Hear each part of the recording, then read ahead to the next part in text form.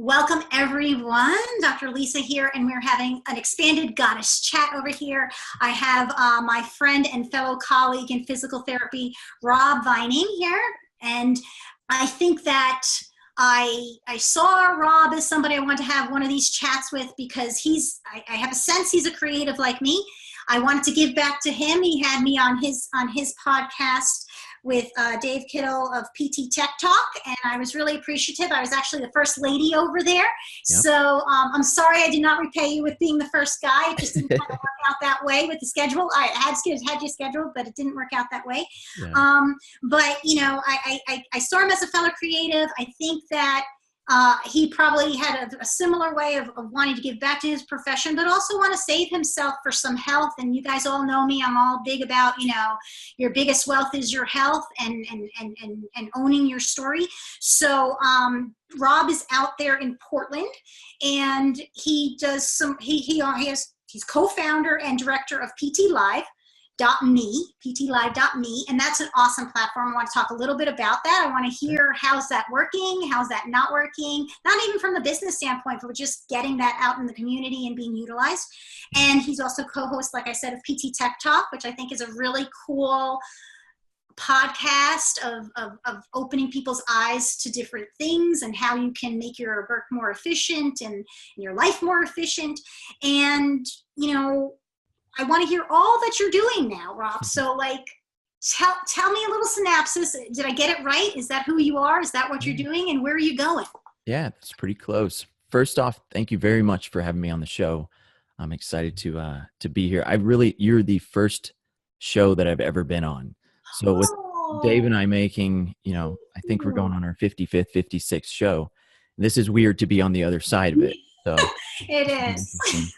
But yeah, I've been in PT for about going on 14 years now. I always count my clinical year because it's like that's being a PT. Yes. Like, of course, we don't get paid, but you know, that's a whole nother story and thing to look into.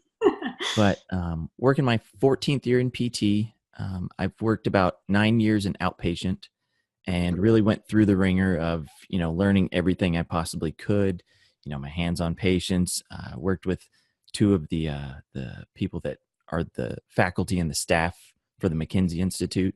So I got really lucky there on being able to learn the first 2.5 years, I guess it was, coming out of school, just kind of being a sponge and learning everything I could from those guys. And then just kind of working in the outpatient setting. I guess it was kind of just 2011 where I was working in Boise, Idaho, with the guys at Rehab Authority there. And my brain could not get off this idea that we had a website, and it was an awesome website, and they were having patients download patient guides. So basically, what's your symptom? What's your injury category? Download this PDF file, and then we can get in touch with you. Mm-hmm. It's like, what if there was somebody right there on the website that they could just talk to? You know, a patient could just interact with and just talk to them. So that was kind of the birthing moment of the idea of PT Live. A few years later, I was doing home health, and I was driving, and I just remember it like everything at once just kind of went into my brain. Like, here's how it should be. Here's the interaction. Here's the connections between patients and clinics and PTs. And my brain was just like, oh, I've got to write all this down. So I pulled over and wrote everything down. And then that just kind of led me down the path of looking at physical therapy more or less on the technology side, and how we need to start using technology to make our businesses more efficient, get more patients in the door. Because, you know, the statistic, we only see 7 or 8% of musculoskeletal injuries. And so it kind of, that point really gave me a mind shift to where I wanted to dedicate myself, yes, to my patients, always to my patients. I still do patient care today. I can't get away from it. But it made me really realize that if we want to expand our profession, we have to utilize technology to kind of cover our pitfalls and make sure that we're going to expand as a profession instead of being, you know, squashed by insurance. Yeah. So Yeah, and you make such great points. I love that, describing that, that inspiration that hits you. I think, there's some of us, and I always say, I think, and I just realized that maybe in the past 7 years or so, 7, 8 years, that I was getting deeper in my yoga studies, and I was like, wait a minute, you're an artist. Hmm.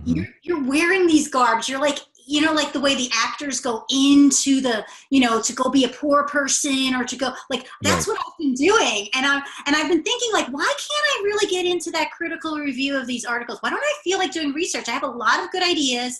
I got Yeah. a lot of questions, but like, it's not my gig. And I would be like beating myself up. Am I not professional? I'm like, wait a minute. I'm one of the artists. Yeah. I'm one Yeah. of these people creating that. So I love that, how you describe that, because people who are in the sciences, or just they might have looked at the really the form and function of the body and the interest of all of that and went into it and not realized it, because the profession has gone on to a clinical doctorate and gotten really academic and Right.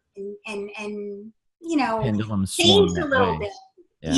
Yeah, and I think a lot of them sit and they think they're in the wrong profession, but it's thinking globally.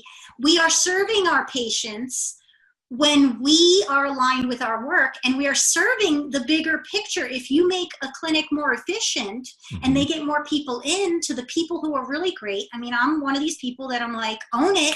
Yeah. We are the doctor of musculoskeletal, own it. Like, Yep.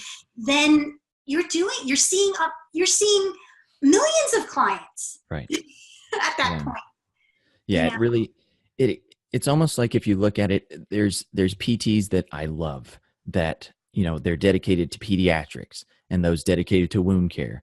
Now, myself, I know personally, because I went into PT school thinking I was going to do pediatrics. Like, that was Mm, my thing. I loved working with kids. And then I got in there and did my a little 4-week stint in our little pediatric unit we had, and it was exhausting. it Like, my is. brain was just like, I can't do this. There's no way I can do this. It's draining all my energy. And the thing I was always worried about, don't drop the kid. The parents are looking at the two-way mirror behind me. Don't drop the kid.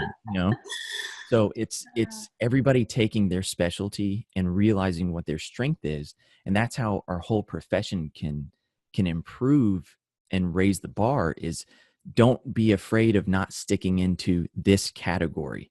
You know, I want to be just like that guy. That's how I should be. No, what are your strengths? Bring that to the table, and then that will just make things more enjoyable. And for me personally, I've found it's technology and being able to at least express that to other clinicians and clinic owners, that we Right. can use technology. But yeah, I think it's just realizing what your strength is and just expanding on that and bringing that to the table. Definitely. And like, and it takes that experience, like you said. So explain a little bit for people who don't know Mhm. your platform. Because again, I think it's brilliant. I don't think a lot of people know about it. I'm interested in learning that for some of my lady bizzers, that kind of, I'm getting them to move from like, oh, I've got this idea and I've had it for so long and whatever, and then finally taking some action and Yeah. and understanding how they're going to fund that. It sounds like a wonderful. A lot of my women are moms or young in their career, and they need that multiple revenue stream. Right. So it sounds like a great fit for that. But then also for the clinics, like you were expressing, hello, Right. connecting them where they have a deficit. Explain a Right. little bit more exactly how it's set up. Yeah. So the platform itself, it's like a three-part platform. You've got patients, you have PT clinics with websites, and you have the PTs themselves. And so the whole concept is to take almost like a crowdsourced approach to staffing a live chat on a physical therapy clinic's website. Okay, so let's say Lisa goes to a website for an outpatient clinic and she has some back pain. So she Googles back pain in whatever city, right? And that pulls up a list on Google. You click on the top one, you go there and you're trying to look around and see, okay, is this the place that I want to go? So while you're hunting around, most PT websites are written in jargon that is basically for other PTs. I mean, it's Right. still amazing to look at a website and you're like, dude, if I'm a patient, I have no idea what you're talking about. So breaking it down and making it simple, I just put a live chat there, with a little tab, just inconspicuous on the side, just saying, if you have questions, we've got a live PT to answer them. So Smart. it just pops out a little box. And if you're not available in your clinic because you're treating patients, it will crowdsource and pull in another live PT, and then they can answer the high level questions. Because honestly, all the chatting that I've done with patients for other clinics, it's always, hey, can this clinic treat my back pain? It's as simple as that. It's a couple of questions, and then it allows you to launch a scheduling platform right there in the chat. So the patient doesn't have to click on anything else. They're right there, and then they can select a day and time to go in for their eval. And then the clinic gets alerted saying, hey, this person's wanting to come in for an eval, gives the clinic all their contact info. And then the PT who is chatting with the patient gets paid for that successful scheduling of that new evaluation. Awesome. I mean, it just seems like, so common sense. Right. Yeah. Yeah. It's one of those moments that I had to really scratch my head and go, has somebody already made this? Yeah, Somebody has to right. have made this. And yeah, and being in healthcare, the answer is no. Yeah, exactly.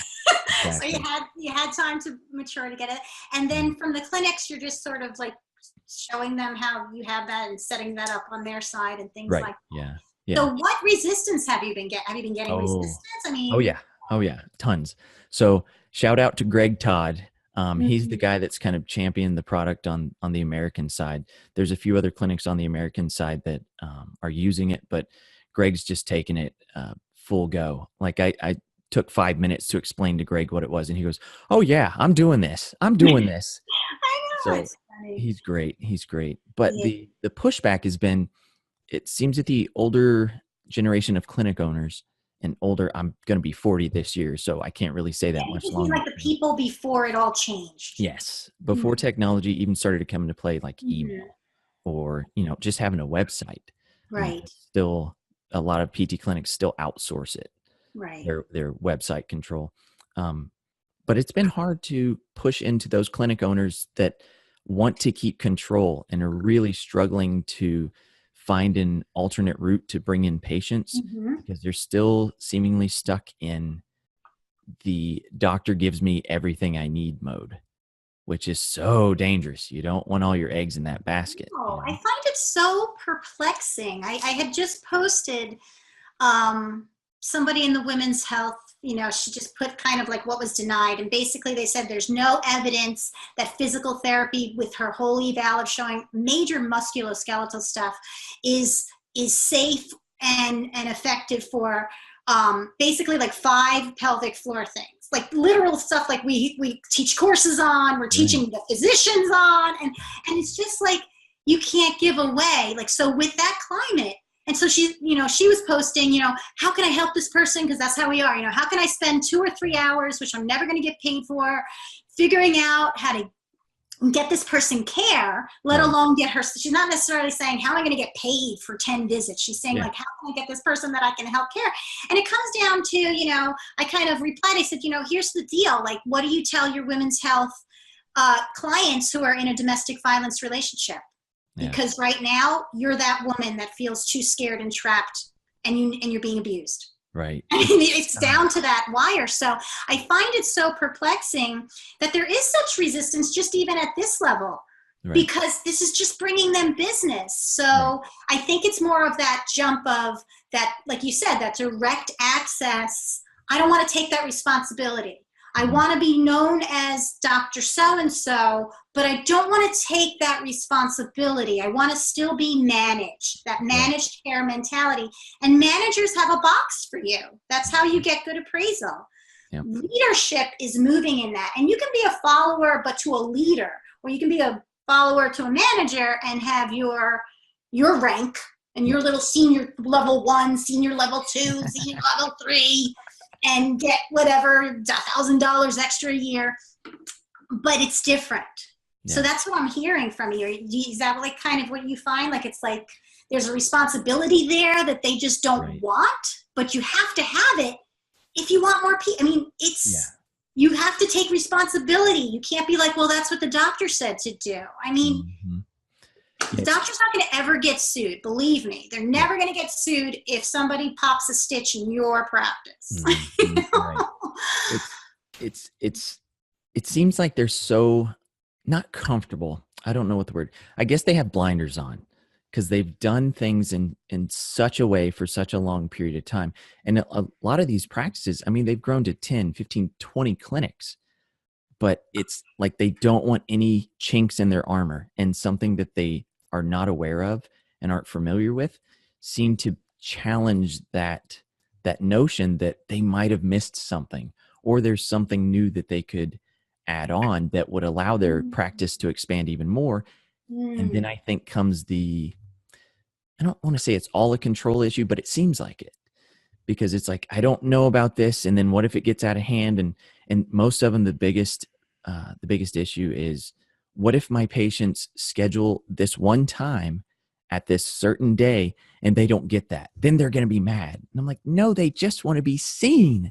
They Right. just want to They don't talk even to know what to somebody. expect yet. Yes, yes, The yes, yes. unknown, that's so funny because, working on I actually approach clients very much in this, like, it's the same story. It's like, why am I not adhering to my program? Why am I not showing up? There's always another story, another layer there. Yeah, And it does a lot of times come down to fear of change. yeah, That's what I yeah. feel like I'm hearing. It's just this fear of change, which is totally understandable. Oh, It's yeah. going to be disruptive. There are going to be things new but here you go. You have a whole bunch of millennials coming in that this is their second nature, Hmm. that you could maybe value that in their salary to Right, do that stuff, because it's going to give you so much more return.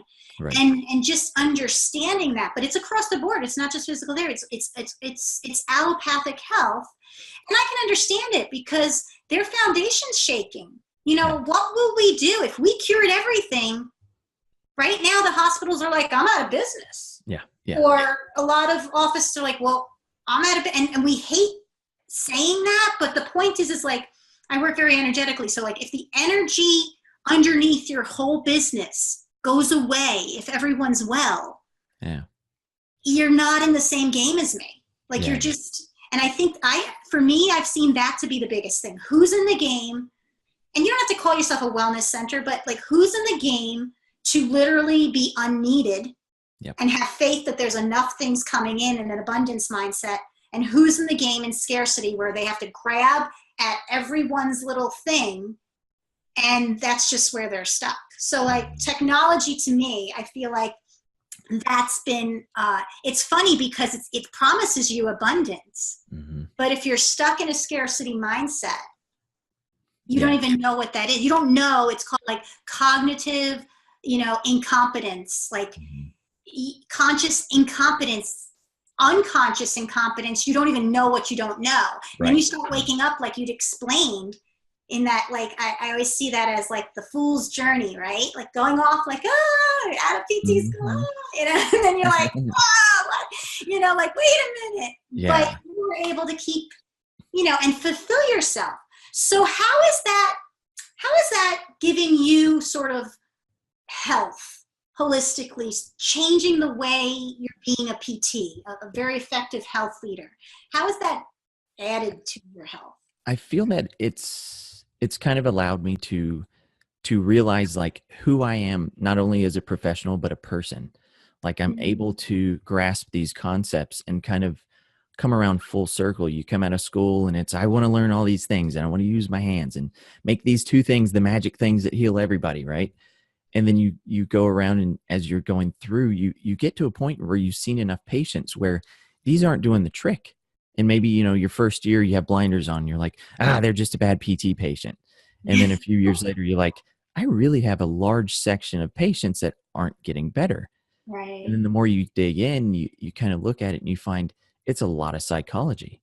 Oh And yeah, a so, lot of emotional oh intelligence yeah, yeah, yeah, that we don't huge. get enough of, and I'm trying Right. to start training people in that. And some of that is, you have to do personal development. You Mhm. have to see a value in taking a weekend continuing ed that is not necessarily going to teach you a joint mode.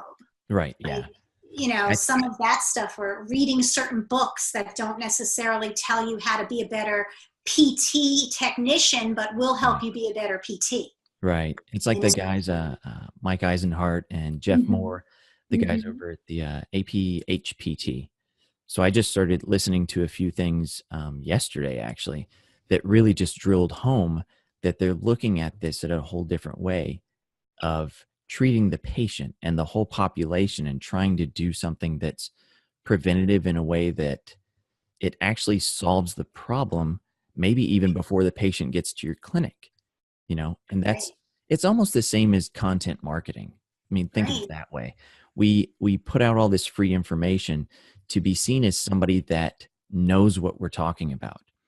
And it's not that we're losing money by putting out that information for free. Just like if we're PTs doing preventative health, they're not coming to our door, but still, when it's needed, us creating an environment that's more preventive health allows those patients to know that we're there for them. We're okay with not seeing you.